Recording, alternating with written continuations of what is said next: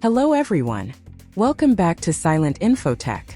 We are back with another helpful Odoo module. This module will take your user's experience to the next level. Introducing Multi Substring Search Module.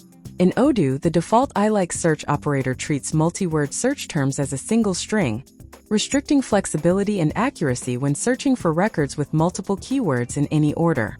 This module addresses this limitation by enhancing the search method to split multi-word terms in I-like domains into individual clauses combined with logical and conditions. Let's see how to use this module. We will start by installing the module. You can find this module in Odoo apps under the name Multi Substring Search and install it. This module is very simple to use. Just click on Activate and the module is ready to use.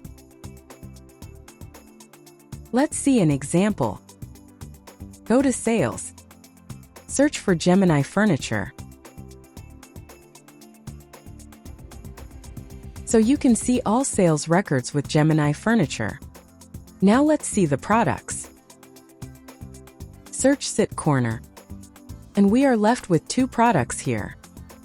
As we can see, this module treats Sit and Corner as different strings, giving enhanced search options and taking user experience to next level. Thanks for watching the video.